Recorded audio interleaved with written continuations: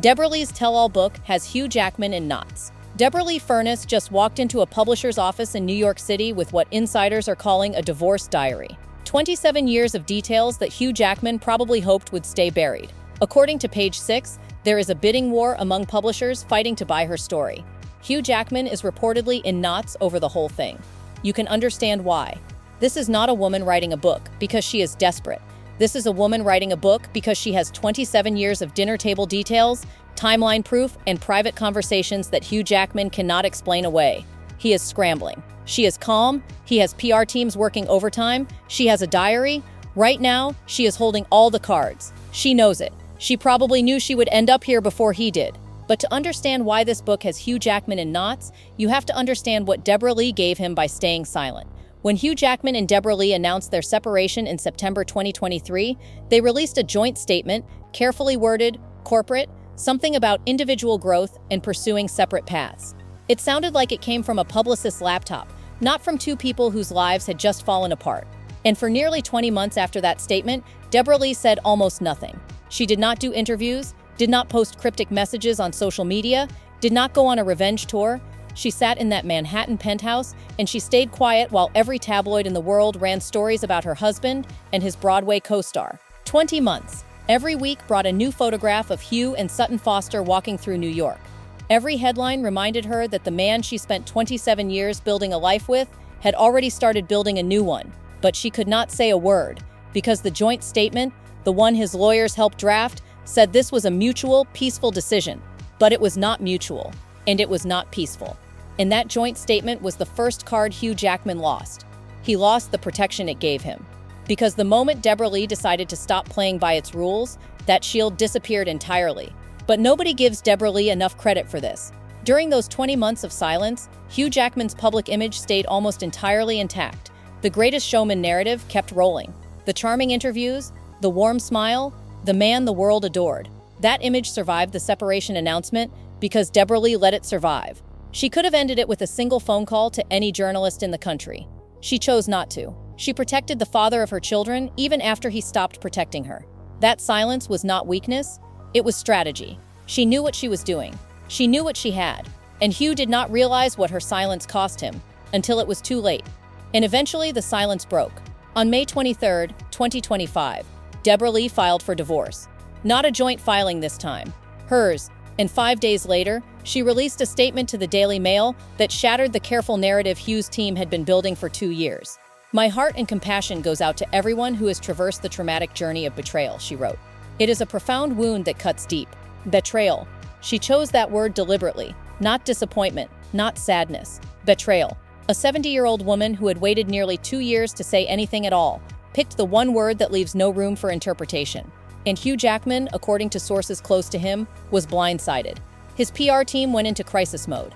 They reportedly held emergency meetings about how to respond without making him look worse. He told friends he felt betrayed by her statement. The man whose affair was already public knowledge felt betrayed because his ex-wife used the word betrayal. If you have been through anything like this, you know exactly how that kind of logic works. The person who hurt you somehow finds a way to feel like the victim when you finally speak up. But this time, Hugh could not control the response. He lost the joint statement protection. He lost control of the word people used to describe what happened. And he was about to lose something much bigger. And what Deborra-Lee does next changes everything about who controls this story. And that brings us to what the publishers are actually fighting over. Reports from Page 6, the Daily Mail, and New Idea all confirm the same picture. Deborra-Lee Furness has been keeping a detailed diary since the separation. Every conversation, every date that mattered, every moment where the public story and the private truth did not match. Every card in her hand is a date he cannot explain, a dinner he cannot deny, a timeline that does not match the version his publicists have been selling. Publishers are calling the manuscript a bold, emotional memoir about love, identity, and starting over. Insiders close to Hugh's camp have dismissed it as a tattletale tome written out of spite. Spite. That is an interesting accusation to level at a woman who stayed silent for 20 months while her replacement walked down the street holding her ex-husband's hand. Spite would have been calling a journalist the week she found out, posting screenshots, making a scene at the Music Man's stage door. Deborra-Lee did none of those things. She waited, she processed, she wrote it down, and now she is going to let the world read it. A woman who gave 27 years to a marriage does not need spite to write a book. She just needs a good memory. And Deborra-Lee has always had one. And then there is Hugh Jackman's own book. Hugh Jackman is reportedly writing his own memoir. According to multiple outlets, he started working on it around the time of the separation, roughly 2 years ago. So now we have two competing books, his version and hers. Publishers are already calling it a he wrote, she wrote situation, but only one of them is playing offense. Hugh Jackman has had PR teams, publicists, and crisis managers controlling his narrative since the moment the separation was announced. Every interview, every carefully staged photograph, every source close to Hugh quoted in People magazine. That has been managed. Deborra-Lee has had none of that. She has had a diary and her own memory.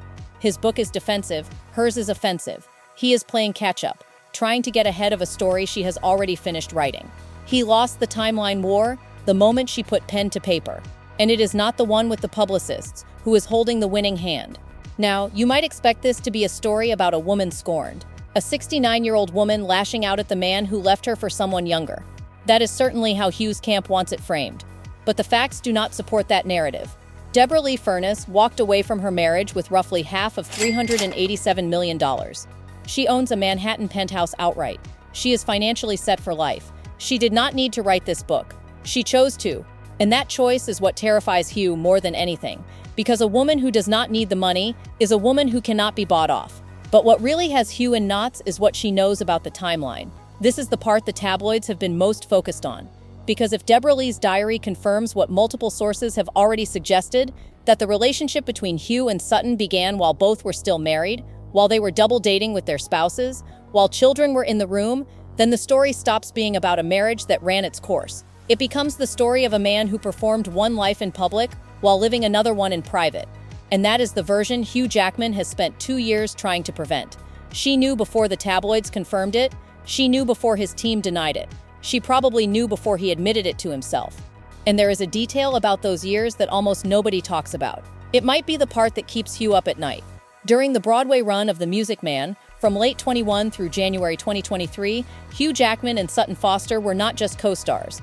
According to multiple reports, including Us Weekly, cast members described their backstage behavior as Broadway's worst-kept secret, extended embraces after performances, a nightly pre-show ritual where they would catch up on their day together. But it gets worse. During that same period, Hugh and Deborra-Lee were going on double dates with Sutton and her husband Ted Griffin, dinners together, socializing as couples. Sutton and Ted were invited into the Jackman home. They sat at Deborra-Lee's dinner table, they ate her food, they were around her children. There is Deborra-Lee Furness, hosting dinner for her husband's co-star, and her husband being welcoming, because that is who she is. 27 years of being the foundation of this family, the woman sitting across her dinner table, smiling at her, passing the salt, complimenting her home, is having some version of a relationship with her husband that she knows nothing about. Her children are in the next room. Or maybe they are at the table too, because that is what family dinners look like. The two people she invited into her home know something about her 27-year marriage that she does not. Half of $387 million cannot make that moment disappear. This is what keeps Hugh Jackman in knots. Not the tabloid headlines, not the paparazzi photos, the dinner table. Because that detail, more than any affair rumor, more than any backstage whisper, is the part that stays with you. It was not just a betrayal of a marriage. It was a betrayal of hospitality, of trust, of the basic decency of sitting in someone's home and looking them in the eye while you are lying to them. And Deborra-Lee was there for every one of those dinners. She remembers, she wrote it down. He lost the dinner table secret, and there is no publicist in the world who can spin that one away. And look at what Sutton Foster brings into this story. This is her second marriage ending. She was previously married to actor Christian Borle, a union that lasted 3 years before they divorced in 2009. She married Ted Griffin in 2014. They adopted a daughter, Emily, together.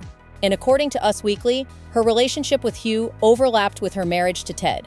Both of them were still married when this started. And reportedly, no prenup with Hugh.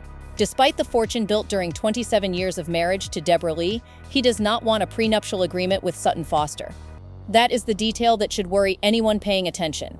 Not because of the money, but because of what it says about pattern recognition, or the lack of it. Sutton started a relationship with Hugh while she was still married to Ted, and now Hugh is betting what remains of $387 million that the same woman will stay loyal to him. The comments on our videos have been blunt about this. Over 700 likes on a single comment that said, "Once a cheater, always a cheater." And the prediction was not about Hugh. It was about what happens next. His children know it too. Reports from the National Enquirer indicate that Oscar and Ava, now 25 and 20, remain steadfastly loyal to their mother. Wedding plans with Sutton have reportedly hit a snag because Hugh's own kids are not ready to welcome her into the family. Deborra-Lee did not have to turn her children against their father. She did not have to say a word. They were at that dinner table too. They saw it themselves. He lost his children's trust, not because Deborra-Lee took it from him, but because he gave it away at his own dinner table. You already know how this story lands. Over 1,600 likes on a single comment that simply read, "Write that book, Deb." Over 1,200 likes on one that said, "He built a brand on a lie." 27 years of perfect husband was a performance. And hundreds of personal stories from women who said, "That could have been me." Women who sat at their own dinner tables wondering why something felt off. Women who believed the anniversary posts because why would someone lie about something that beautiful? Because that is what this story is really about.